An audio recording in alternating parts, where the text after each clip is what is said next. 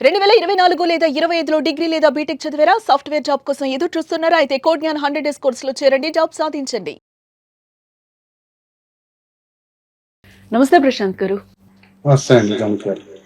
Yes sir. Sir అందరూ కూడా మనం ఈ మధ్య కాలంలో చూస్తుంటే డిజిటల్ గోల్డ్ ఎక్కువగా కొంటూ ఉన్నారు. అది మనం చూస్తూనే ఉన్నాం. లైక్ ఫోన్‌పే అవ్వచ్చు, గూగుల్ పే అవ్వచ్చు, లేకపోతే జార్ యాప్ అని ఒక యాప్‌లో కూడా సొంతంగా కొనుక్కుంటూ ఉన్నారు. సెబీ కూడా వార్నింగ్ ఇచ్చినట్లుగా తెలుస్తుంది. ఒకసారి దీని గురించి ఎక్స్‌ప్లెయిన్ చేస్తారా? ఒక అవేర్‌నెస్ క్రియేట్ చేయడానికి. డెఫినెట్‌గా ఇది చాలా ఇంపార్టెంట్ వీడియో. మీరు గోల్డ్, సిల్వర్ లాంటి పర్చేస్ చేసి ఆసక్తి ఉండి ఇన్వెస్ట్‌మెంట్ చేస్తుంటే డెఫినెట్‌గా ఈ వీడియోని ఫాలో అవ్వండి. నేను డెఫినెట్‌గా చెప్తాను. ఇది చాలా ఇంపార్టెంట్ వీడియో. అయితే మీరన్నట్టు కరెక్టే. సెబీ అంటే మీకు తెలుసు, security and exchanges board of India. అంటే భారతదేశంలో కమాడిటీ ట్రేడింగ్ అని, స్టాక్ మార్కెట్, సెక్యూరిటీస్ అన్ని ట్రేడ్ చేసేదానికి ఒక నియంత్రణ సంస్థ, ఒక రెగ్యులేటరీ బాడీ. సెబీ వాళ్ళు రీసెంట్ గా, ఐ థింక్ దాదాపుగా 1.5 month బ్యాకే వచ్చింది, క్లియర్ గా వార్నింగ్ ఇచ్చారు. వాళ్ళు ఏం వార్నింగ్ ఇచ్చారు అంటే, digital gold is not under hour jurisdiction. మా నియంత్రణ వ్యవస్థలో డిజిటల్ గోల్డ్ లేదు. అసలు ఏంటి డిజిటల్ గోల్డ్ ఏంటి, దానికి ఈటీఎఫ్ కి తేడా ఏంటి అనేది మనం కొంచెం వివరంగా తెలుసుకొని, ఆ వార్నింగ్ ఏంటి, మీరు తీసుకోవాల్సిన జాగ్రత్తలు ఏంటి అనేది నేను వివరిస్తాను. సో డిజిటల్ గోల్డ్ అంటే ఇది ఫిన్టెక్ కార్పొరేషన్స్, అంటే ఫిన్టెక్ అంటే పేటిఎం లాంటి సంస్థలు, తర్వాత PhonePe, Google Pay, Jar app, ఇంకా కొన్ని ఆన్లైన్ లో కూడా మీరు గోల్డ్ కొనుక్కోవచ్చు. ఓకే, దీంట్లో వీళ్ళు చెప్పేది ఏంటంటే, ఎంత మొత్తంలో అయినా పెట్టుకోవచ్చు. 100 రూపీస్ పెట్టచ్చు, 500 రూపీస్ పెట్టచ్చు. దానికి తగ్గ గ్రామ్స్, 0.01 గ్రామా, 0.5 గ్రామ్సా, సో మీరు తీసుకున్న ఆ రోజు ఎక్స్చేంజ్ వాల్యూ ప్రకారంగా మీకు గోల్డ్ అలొకేట్ చేస్తారు. సో అది క్యాష్ రూపంలో అలానే ఉంటుంది. మీరు ఎప్పుడైనా సరే ఏ రోజైనా వచ్చి అమ్ముకోవచ్చు. అమ్ముకున్నప్పుడు ఆ రోజులో ఏ రేట్ ఉంటే ఆ రేటు ప్రకారంగా మీకు అమౌంట్ ఇచ్చేస్తారు. అందులో ఏం ప్రాబ్లం లేదు. ఓకే, సో ప్రాబ్లం ఎక్కడ వస్తుందంటే, అందులో రెండో ఆప్షన్ ఉంటుంది, డెలివర్ ఫిజికల్లీ. అంటే మీరు దాన్ని గోల్డ్ కూడా ఇంటికి తీసుకోవచ్చు. ఓకే, సో అన్నప్పుడు దానికి వస్తాయి. కాకపోతే నాకు తెలిసింది ఏంటంటే, అమెజాన్ లాంటి సంస్థల్లో కూడా తీసుకుంటే ఒక 10లో 2-3 డెలివరీ చేయలేకున్నారు. ఓకే, సో వాళ్ళు, మీరు ఎంత మొత్తం అయితే మీరు తీసుకుంటారో దాని ఫిజికల్ గోల్డ్ చేసుకుని వాల్ట్ లో సేవ్ చేయాలి. సో ఆ వాల్ట్ లో పెట్టుకోవాలి అంటే, అది గ్యారంటీ పెడుతున్నారా లేదా అనేది మనకు తెలియదు.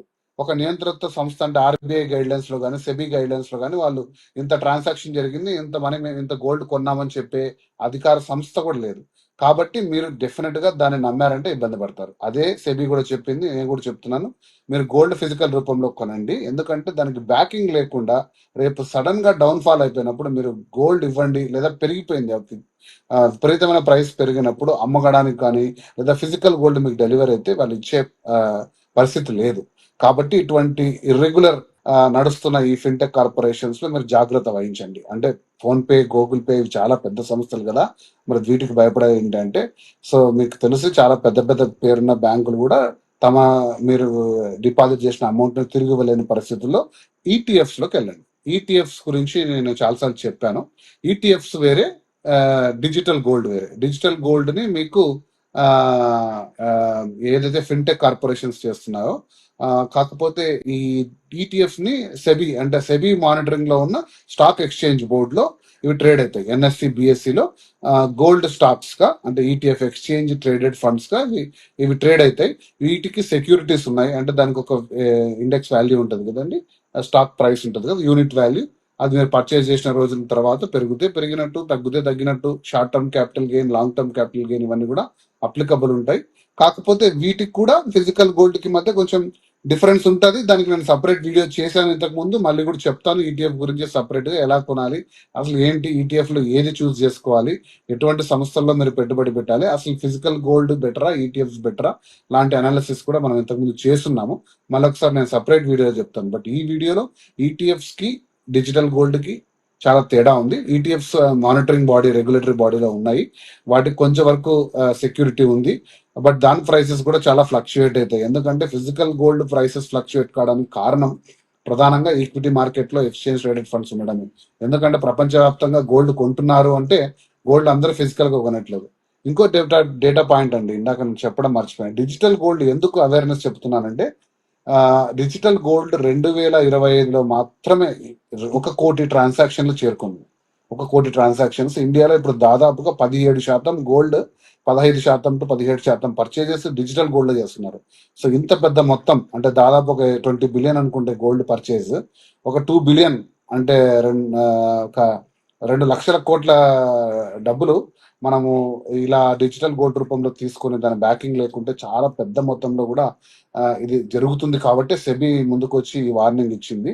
సో మీరు దయచేసి కాషన్. ఓకే, చాలా మంది నేను చూశాను. ఇన్ఫాక్ట్ నేను మా ఇంట్లో మా ఫ్యామిలీలో కూడా మా పెద్దవాళ్ళు కూడా ఈ ఫోన్ పేలో తీసుకున్నానని చెప్తుంటే నేను చాలా ఆశ్చర్యపోయాను. మరి డెలివర్ చేయమని చెప్పు అని నేను ఆర్డర్ పెట్టంటే ఎందుకు, పెరిగినప్పుడు అమ్ముదామనే రూపంలో వచ్చినప్పుడు నేను అనుకున్నాను అవేర్నెస్ వీడియో చేయాలి, అది మీ ద్వారా చెప్పాలి ఖచ్చితంగా. ఎందుకంటే సెబీ వచ్చి వార్నింగ్ ఇచ్చిన తర్వాత ప్రతి ఒక్కరు కూడా తెలుసుకోవాలి డిజిటల్ గోల్డ్ వైపు నాలెడ్జ్ పెంచుకొని మీరు ఇన్ఫార్మ్డ్ గా తీసుకోండి. మీకు నమ్మకం ఉంటే తీసుకోండి, కానీ ఇది ఇది ఇరెగ్యులేటరీ బాడీ. సో కాబట్టి ఈటీఎఫ్ వైపు అయినా ఫిజికల్ గోల్డ్, ఆర్నమెంట్ గోల్డ్ యాక్చువల్గా స్కీమ్స్ సార్ లో ఇక్కడ మీరు తీసుకుంటే చెప్పినట్టు స్టార్టింగ్ లో ఒక ఫోన్ పే గూగుల్ పే అనేది మనం డబ్బులు ఎంత జాగ్రత్తగా దాచుకుంటున్నామో దాంట్లో ఉంటాయి కదా అని ఇక్కడ ఓవర్ నమ్మకం ఎక్కువైపోయి ఈరోజు గూగుల్ పేలో ఫోన్ పేలో ఇలా డిజిటల్ గోల్డ్ కొంటున్నారు అని అనుకోవచ్చు అని అంటారా? కానీ అక్కడ ఏంటంటే మీరు చెప్పినట్టు ఆ వ్యాలెట్లో మనకి అమౌంట్ కనిపిస్తూ ఉంటుంది, మన పైసలు ఎంత ఉన్నాయి దాంట్లో అనేది మనకు కనిపిస్తుంది. ఓ పక్కన కాయిన్ అనేది తిరుగుతూ ఉంటుంది, అది ఎంత కొన్నాం 0. సమ్ అనేది ఏదో మనకి కనిపిస్తూ ఉంటుంది. అంటే ఇప్పుడు అది మీరు చెప్పేదాని ప్రకారం అది ఆర్డర్ పెట్టుకుంటారా సార్, లేకపోతే దాన్ని అలానే ఉంచుకొని డే బై డే పెరుగుతుందిలే ఇంకొంచెం కొన్నట్టు అవుతుంది, ఒక 100 గ్రామ్స్ అనో లేకపోతే ఒక 10 గ్రామ్స్ అనో అట్లా అవుతుంది అని అనుకుంటారా? ఏంటి అసలు ఇక్కడ? అంటే ఆ మనీ మళ్ళీ మనం కావాలి అంటే డ్రా చేసుకోవచ్చా, విత్డ్రాయల్ మన అకౌంట్కి మళ్ళీ వ్యాలెట్కి పెట్టేసుకోవచ్చా ఏంటి సార్? అక్కడ కూడా మళ్ళీ అంటే నేను జార్ది అయితే నా ఫ్రెండ్ సజెషన్ మీద నేను కూడా జార్లో చేశాను. యాక్చువల్లీ చేసినప్పుడు ఏంటంటే దాంట్లో కూడా ఒక 100 రూపీస్ అట్లా మనకి కట్ అవుతుంది. అంటే ఆటో డెబిట్ సార్, అంటే మనం 10 రూపీసా 20 రూపీసా ఒక ఛాయ్కి అయ్యే ఖర్చులు ఉంటాయి కదా, అది ఏదో మనం దీంట్లో పెట్టుకుందాము అనేది ఏదో కొద్దిగా సేవింగ్ లాగా ఉంటుంది అని అనుకోవచ్చు. అంటే అప్పటికి అంత అవేర్నెస్ లేదు నాకు కూడా. ఒక 3 years బ్యాక్ నేను జార్ యాప్ని చూశాను, బట్ ఇప్పుడైతే క్లోజ్ చేసేసాను, దాన్ని అయితే నేను పెట్టుకోలేదు. ఇట్లాంటివి నాలాగా ఎంతో కొంత ఎడ్యుకేట్ అయిన వాళ్ళం కూడా ఇలాంటి మిస్టేక్స్ చేస్తూనే ఉంటాం, అంటే చాలా సేఫ్గా ఉంటుందేమో అని చెప్పి. యా, సో రైట్ పాయింట్స్ మీరు చెప్పారు. సో అందు గురించే మనం అవగాహన చేస్తున్నాము. సో ఒకటి చినండి. సో ఇప్పుడు మనకు phone pay, Google pay, Paytm లాంటివి చాలా పెద్ద సంస్థలు, ఫిన్టెక్ కార్పొరేషన్స్. వాళ్ళు బేసికల్ గా వాళ్ళు ఎంటర్ అయ్యేది యూపీఐ ట్రాన్సాక్షన్స్ లోకి ఎంటర్ అయిన తర్వాత ఇప్పుడు అవి లోన్స్ దగ్గర, ప్రాసెసింగ్ దగ్గర నుంచి డిజిటల్ గోల్డ్ అంటూ, సినిమా టికెట్లు అంటూ రకరకాల బిజినెస్ లో ఎంటర్ అవుతున్నారు. ఇది ఓకే, వ్యాపార లక్ష్యంతో వచ్చారు, సర్వీసెస్ ఇస్తున్నారు, ప్రాబ్లం లేదు. కానీ ప్రధానంగా మీరు గమనించాల్సింది, బాగున్న రోజుల్లో అన్ని బాగుంటాయండి. సో ఇప్పుడు బ్యాంక్ ఉందండి, పెద్ద పెద్ద బ్యాంకులు ఉన్నాయి. బ్యాంకులు ఎందుకు దివాలా తీసాయి? బట్ బ్యాంకులకు కూడా రెగ్యులేటరీ బాడీ ఉంది, ఆర్బీఐ ఉంది కదా. సో బ్యాంకులకు అట్లీస్ట్ అంటే ఒక 100 రూపాయలు డిపాజిట్ కలెక్ట్ చేశావు అంటే బ్యాంక్స్ మ్యాండేటరీగా అందులో ఒక 25% క్యాష్ రిజర్వ్ రేషియో అంటారు, ఆర్బీఐ దగ్గర డిపాజిట్ చేయాలి సెక్యూరిటీగా. సో డిపాజిట్లు మొత్తం తీసుకెళ్లి మనం మళ్ళీ లెండింగ్ చేయలేరు బ్యాంక్స్. ఎందుకంటే రేపు పొద్దున బ్యాంక్ కట్టలేని పరిస్థితుల్లో డిపాజిట్లకు తిరిగి ఇవ్వలేని పక్షంలో ఆర్బీఐ కొంత మొత్తం రికవరీ చేసి ఇస్తుంది. సో అందుకే రెగ్యులేటరీ బాడీ ఉన్నప్పుడు కొద్ది వరకు మీకు రేపు ఫోన్ పే ఒక 100 కోట్ల, 1 లక్ష కోట్ల లేదా ఒక 10 లక్షల కోట్ల రూపాయల మొత్తంలో గోల్డ్ పర్చేజ్ కి పెట్టుకొని అందులో 1 లక్ష కోట్లకు వాటిలో పెట్టుకొని 9 లక్షల కోట్లు కేవలం ట్రేడ్ చేస్తుంది అనుకోండి. ఎందుకంటే మీరు అన్నట్టు చాలా మంది ఫిజికల్ గోల్డ్ మీద ఇంట్రెస్ట్ చూపించారు. ఆ మార్జిన్ ఎప్పుడైతే పెరుగుతుందో అమ్ముకొని తీసుకుందాం అనుకుంటారు కదా. సో కాబట్టి సడన్ గా పడిపోయింది, అందరూ గోల్డ్ డిమాండ్ చేస్తున్నారు. అందరూ వచ్చేసి గోల్డ్ అడిగారు, నాకు డబ్బులు వద్దు, అందరు గోల్డ్ అడిగారు 10 లక్షలకు. వాళ్ళ దగ్గర లేదు.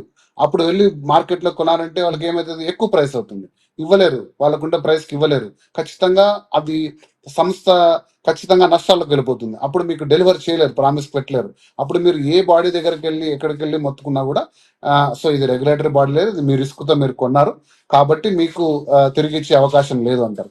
సో ఇది మీరు ఈ నాలెడ్జ్ మీరు ఎడ్యుకేట్ చేసుకోగలిగితే ఖచ్చితంగా మీ నిర్ణయం సహేతుకంగా తీసుకోండి. ఫిజికల్ గోల్డ్ కానీ ఈటీఎఫ్స్ కానీ తీసుకోండి. డిజిటల్ గోల్డ్ తీసుకోమని నేను చెప్పను, తీసుకోవద్దు నేను చెప్పను.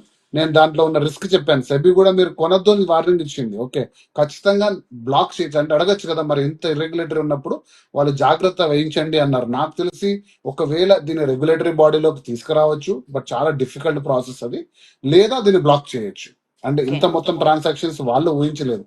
ఏదో చిన్న ట్రాన్సాక్షన్స్ అనుకున్నారు కానీ 1 కోటి ట్రాన్సాక్షన్స్ జరిగాయి, 10% డిజిటల్ గోల్డ్ కొంటే 17% వరకు వెళ్తుంది అంటే చాలా పెద్ద మొత్తంలో లావాదేవీలు జరుగుతున్నాయి. కాబట్టి దీని మీద నియంత్రిత సంస్థ సెబీ ఒక డెసిషన్ తీసుకోవాలి, లేదా ఆర్బీఐ ఒక డెసిషన్ తీసుకోవాలి, లేదంటే దీన్ని బ్లాక్ చేయాలి. ఎందుకంటే దీంట్లో పెద్ద రిస్క్ ఉంది. నేను ఇందాక చెప్పినట్టు ఒక్కసారిగా ఫిజికల్ గోల్డ్ డిమాండ్ పెరిగినప్పుడు డెలివర్ చేయలేకపోతే లక్షల కోట్ల రూపాయలు మనకు తెలియకుండా ఆవిరైపోతాయి. కాబట్టి అందరూ కూడా జాగ్రత్త వహించి మీరు తీసుకున్న పెట్టుబడి 1 రూపాయిని కూడా సురక్షితంగా పెట్టుకోండి. దాన్ని ఫిజికల్ గోల్డ్ డెలివర్ చేయించుకోండి, ఏముంది.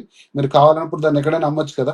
24 క్యారెటే మీరు వాళ్ళు కొనేది అమ్మేది కదా. సార్ ఇప్పుడు ఏ 21, టైంలో 22 అయినా క్యారెట్. సెబీ ఒక వార్నింగ్ ఇచ్చింది కాబట్టి మనకి, అంటే మీరు చెప్పేదాని ప్రకారం అది ఎప్పుడు ఏదవుతుందో తెలియని సిచ్యువేషన్ లో ఇప్పుడు ఎవరైతే ఈ డిజిటల్ గోల్డ్ కొనున్నారో, లైక్ ఫోన్ పే అవ్వచ్చు, గూగుల్ పే అవ్వచ్చు, ఇట్లా మనం చెప్పుకునే కొన్ని యాప్స్ అవ్వచ్చు, వాటిలో ఇప్పుడు తీసేసుకోవడమే బెటర్ అంటారా సార్? విత్డ్రావల్ పెట్టేసుకుంటేనే బెటర్ అని చెప్తారా? అది నేను వ్యక్తిగతంగా నేను చెప్పలేనండి, చెప్పకూడదు కూడా. మనం ఎప్పుడైనా ఇన్ఫర్మేషన్ ప్రొవైడ్ చేయాలి, ఎందుకంటే అది description of the buyer. Okay, నేనేది ఫోన్ పేకి అగేనెస్ట్ కాదు, అంత పెద్ద సంస్థలు వాళ్ళ మీద నేను అనుమానం వ్యక్తం చేయట్లేదు, కానీ అది ఒక రెగ్యులేషన్ ఫ్రేమ్వర్క్ లో లేవు, దీంట్లో రిస్క్స్ ఉన్నాయి అని నేను చెప్పాను. అది కదా సిగరెట్ ప్యాకెట్ కదా కింద రాసినట్టు మీ ఆరోగ్యానికి హానికరం అంటే నేను తాగొద్దని నేను చెప్పలేను కదండి. సో కాబట్టి అది స్వంత నిర్ణయం, స్వీయ నిర్ణయం. అది నాకు తెలిసి వ్యూవర్స్ అందరు కూడా చాలా వైజ్. ఈ డెసిషన్స్ ని, ఈ ఇన్ఫర్మేషన్ కన్జ్యూమ్ చేసుకొని వాళ్ళు మంచి నిర్ణయం తీసుకుంటారని నేను అనుకుంటున్నాను. Right sir, thank you so much. Thank you so much.